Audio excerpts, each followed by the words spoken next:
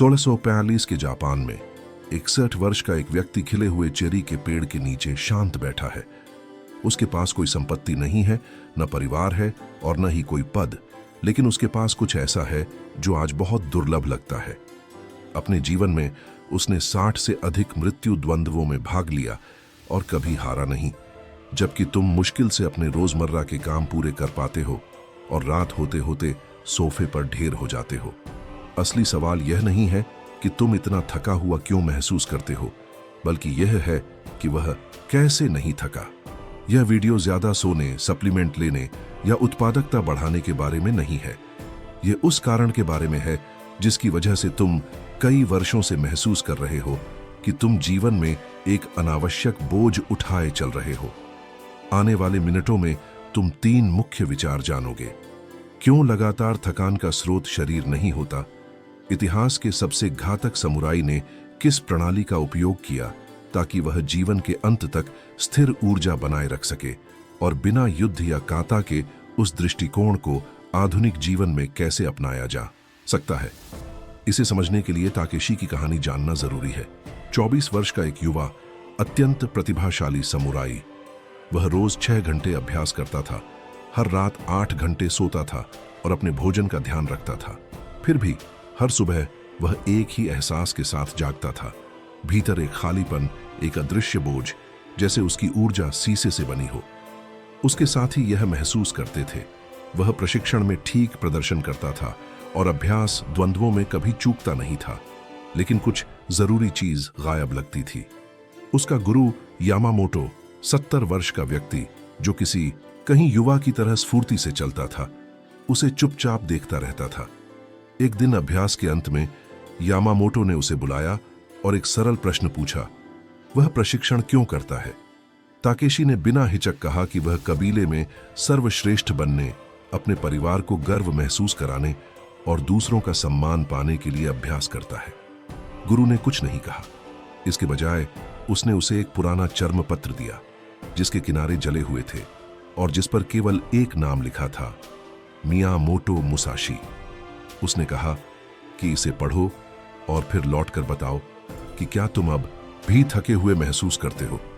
उस रात ताकेशी ने जाना कि कुंजी तलवार की तकनीकों या प्रशिक्षण दिनचर्या में नहीं, बल्कि उससे कहीं अधिक गहराई में थी।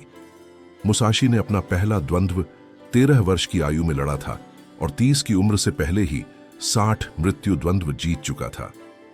लेकिन सबसे आश्चर्यजनक उसकी कुशलता नहीं, बल्कि उसकी लगभग असीम सहन शक्ति थी। जहां अन्य समुराई लगातार युद्ध के दबाव में जल्दी टूट जाते थे, वहीं वह मानो कभी न खत्म होने वाली ऊर्जा रखता था। उसकी शक्ति शरीर में नहीं, मन में थी। यहीं पर सदियों पुराने योद्धा का अनुभव आज की थकान से जुड़ता है, क्योंकि आधुनिक विज्ञान ने उस सत्य की पुष्टि कर दी है जिसे मुसाशी 400 साल पहले समझ चुका था। थकान ज्यादा काम करने से नहीं, बल्कि गलत उद्देश्य के साथ काम करने से पैदा होती है।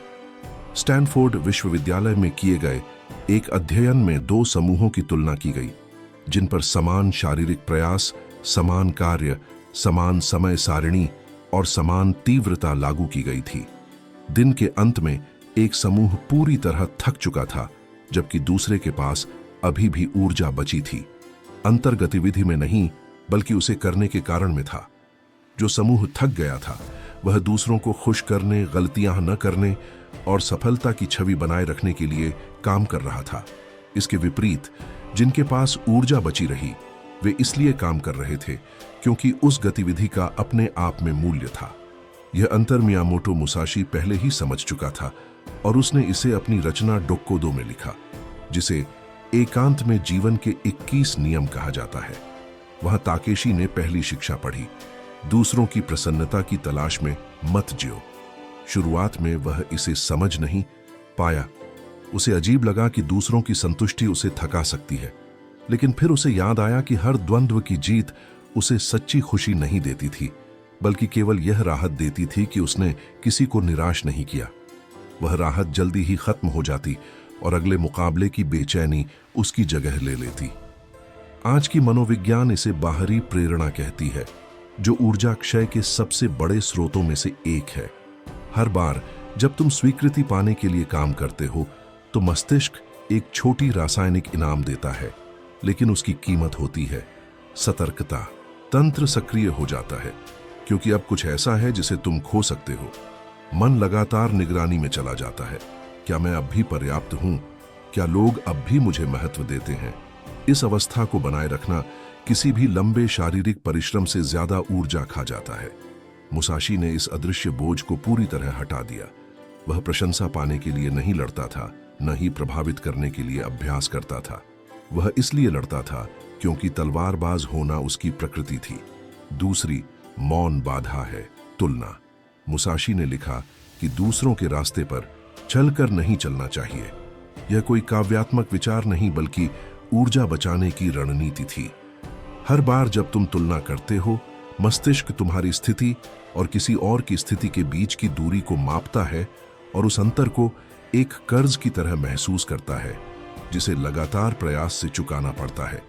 समस्या यह है कि यह कर्ज वास्तविक नहीं होता क्योंकि तुम किसी असली व्यक्ति से नहीं बल्कि उसकी चुनी हुई, संपादित और केवल सबसे अच्छे कोण से दिखाई गई छवि से मुकाबला कर रहे होते हो।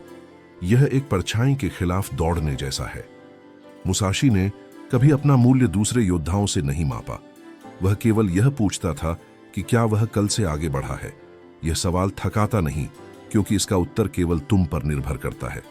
तीसरा अदृश्य बोझ है परफेक्शनिज्म। मुसाशी ने लिखा कि बेकार चीजों में ऊर्जा नहीं लगानी चाहिए और अधिकांश मामलों में परफेक्शनिज्म इसी श्रेणी में आता है। यह वास्तव में अच्छा करने के बारे में नहीं बल्कि आलोचना से बचने के बारे में होता है। यह भी स्वीकृति पाने का ही एक रूप है, बस उत्कृष्टता के वेश में। 80% पूरा किया गया और साझा किया गया काम उस निर्दोष काम से कहीं अधिक मूल्यवान होता है जो कभी मन से बाहर नहीं आता। मुसाशी यह समझता था, इसलिए वह एक ही युद्ध शैली को परिपूर्ण करने में नहीं अटका।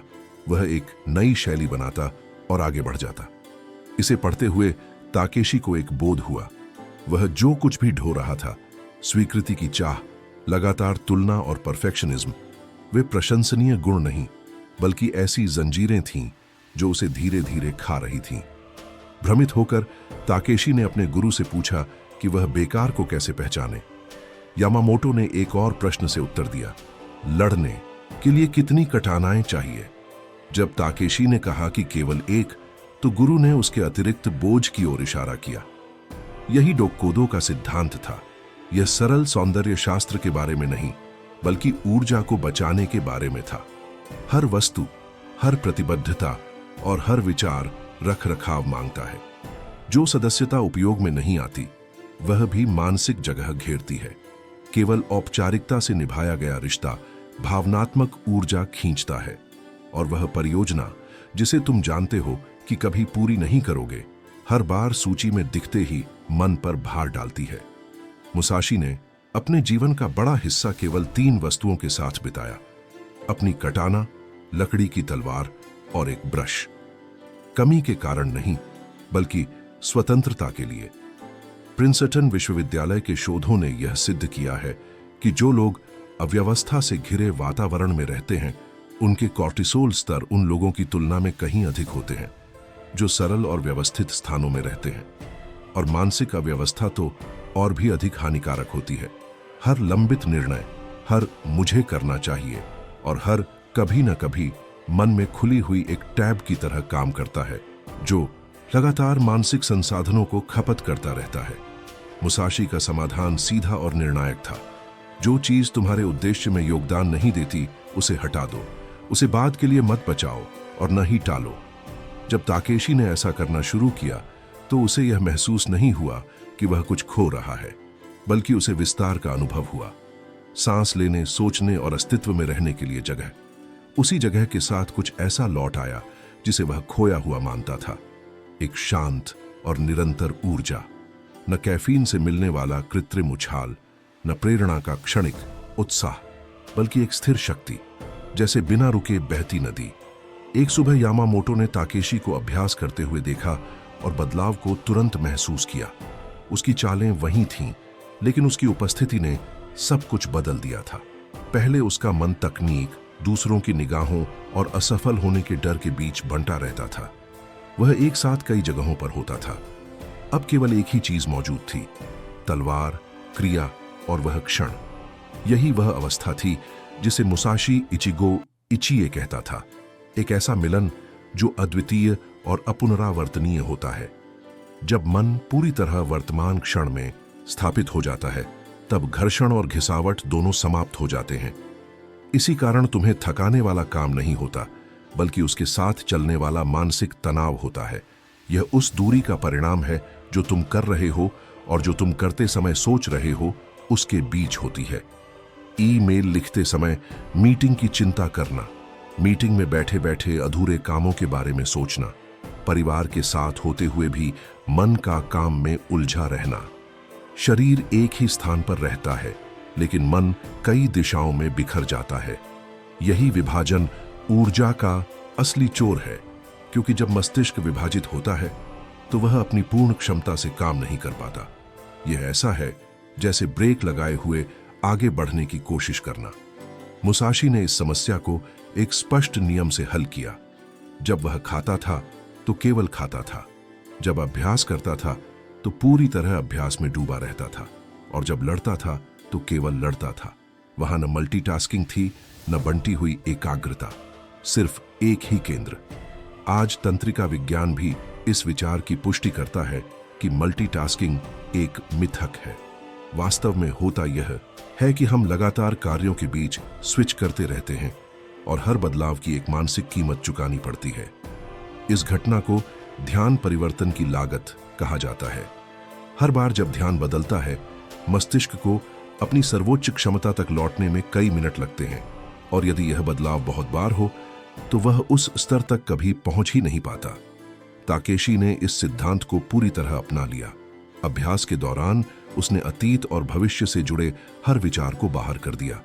केवल धातु, हवा और गति ही अस्तित्व में थी। तभी कुछ अप्रत्याशित हुआ। अभ्यास उसे थकाने के बजाय ऊर्जावान बनाने लगा। जब वह पूरी तरह उपस्थित होता तो घर्षण समाप्त हो जाता, और जहां घर्षण नहीं होता वहां घिसावट भी नहीं होती। चर्मपत्र पढ़ने के 3 महीने बाद ताकेशी अपने जीवन की सबसे बड़ी चुनौती के सामने खड़ा हुआ। 3 कबीले के श्रेष्ठ योद्धाओं के बीच एक टूर्नामेंट, जिसके अंत में उसका सामना उस प्रतिद्वंद्वी से हुआ जो एक दशक से अजेय था। पहले वह संदेह और तुलना से भरे मन के साथ युद्ध में उतरता। इस बार केवल एक ही चीज थी, वार। द्वंद्व समाप्त होने पर किसी ने उससे पूछा कि वह कैसा महसूस कर रहा है। उसका उत्तर सभी को चकित कर गया। वह थका नहीं था, वह स्वयं को पहले से कहीं अधिक जीवंत महसूस कर रहा था। उसने वही समझ लिया था जो मुसाशी ने 400 वर्ष पहले समझा था। ऊर्जा कम करने से नहीं, बल्कि सही तरीके से, सही उद्देश्य के साथ और सही मानसिक स्थिति से कार्य करने से आती है। मुसाशी 62 वर्ष की आयु तक जीवित रहा। ऐसे समय में जब अधिकांश समुराई 40 से आगे नहीं बढ़ पाते थे। अपने जीवन में उसने लेखन किया, चित्र बनाए, मूर्तियां गढ़ी, शिक्षा दी और सक्रिय बना रहा। किसी असाधारण आनुवंशिकता के कारण नहीं, बल्कि इसलिए कि वह मानव ऊर्जा के कार्य करने के तरीके को समझता था। उसके सिद्धांत सरल थे। ऊर्जा तब क्षीण होती है जब जीवन स्वीकृति की खोज, तुलना और अनावश्यक पूर्णता के पीछे भागते हुए जिया जाता है। इसलिए इन बोझों को हटाना आवश्यक है। ऊर्जा तब लौटती है जब हर उस चीज को छोड़ा जाता है जो मूल्य नहीं जोड़ती, और बिना समझौते के जीवन को सरल किया जाता है। और ऊर्जा तब फैलती है जब मन और शरीर एक ही स्थान पर होते हैं। ध्यान को एकीकृत करना ही कुंजी है। चौथा नियम बताता है कि ऊर्जा तब बनी रहती है जब तुम एक स्थिर लय का निर्माण करते हो। यह क्षणिक प्रेरणा पर निर्भर नहीं करती, क्योंकि अनुशासन समय के साथ संचित ऊर्जा की तरह काम करता है। 5वां नियम कहता है कि ऊर्जा तब पुनर्जीवित होती है जब तुम परिणाम से अलग होकर जीत के लिए नहीं, बल्कि स्वयं क्रिया के लिए कार्य करते हो। यही वह मार्ग था जिसे मुसाशी ने चुना। यह न कोई त्वरित उपाय है, न कोई चमत्कारी सूत्र, बल्कि जीवन जीने का वह तरीका है जो मानव मन की वास्तविक कार्य प्रणाली के अनुरूप है। अब महत्वपूर्ण प्रश्न यह है, तुम अपने साथ कौन से अनावश्यक बोझ ढो रहे हो? उस अदृश्य थैले में क्या है जो तुम्हारे किसी काम का नहीं? इस समय तुम्हारा ध्यान कितना बिखरा हुआ है, और सबसे बढ़कर तुम वास्तव में वह क्यों करते हो जो करते हो? मुसाशी के पास कुछ भी असाधारण नहीं था, न ही ताकेशी के पास। उन्होंने बस स्वयं से संघर्ष करना छोड़ दिया, और यही निर्णय उन्हें अजेय बना गया। तुम्हें और बाहरी उत्तेजनाओं की जरूरत नहीं है, न अधिक कैफीन की, न किसी और उत्पादकता विधि की। तुम्हें केवल वही छोड़ना है जो तुम्हारी ऊर्जा को खा रहा है। अपने ध्यान को केंद्रित करना है, और यह याद करना है कि तुमने शुरुआत क्यों की थी। अक्षय, ऊर्जा कोई कल्पना नहीं है। वह तब शेष रहती है जब तुम अपनी मौजूदा ऊर्जा को व्यर्थ करना बंद कर देते हो। जिस दिन ताकेशी ने दीक्षा प्राप्त की, गुरु यामामोटो ने उससे कहा कि सबसे कठिन लड़ाई दूसरों के खिलाफ नहीं, बल्कि अपने भीतर उस हिस्से के खिलाफ होती है जो औसतपन से समझौता कर लेता है। मुसाशी ने योद्धा का मार्ग इसलिए नहीं चुना क्योंकि वह आसान था, बल्कि इसलिए क्योंकि वह प्रामाणिक था। अंततः वही ऊर्जा वास्तव में मायने रखती है जो तुम स्वयं होने के लिए उपयोग करते हो। यदि इस वीडियो ने तुम्हें थकान को एक नए दृष्टिकोण से समझने में मदद की और यह दिखाया कि समस्या तुम्हारे काम में नहीं बल्कि उस कारण में है जो तुम्हें प्रेरित करता है, तो एक शब्द में टिप्पणी करो, मुसाशी। इससे मुझे पता चलेगा कि कितने लोग अपने बोझ छोड़ने के लिए तैयार हैं। और यदि तुम ऐसा कंटेंट चाहते हो जो केवल कुछ मिनटों के लिए प्रेरित न करे बल्कि जीवन को देखने का तरीका बदल दे, तो सब्सक्राइब करो। अगला वीडियो उस विषय पर होगा जिसे लगभग हम सभी गलत तरीके से करते हैं, नींद। और नहीं, यह ज्यादा घंटे सोने के बारे में नहीं है। अगले वीडियो में मिलते हैं, और याद रखो, अनंत ऊर्जा हमेशा मौजूद रहती है। तुम्हें बस उसे रोकना बंद करना है।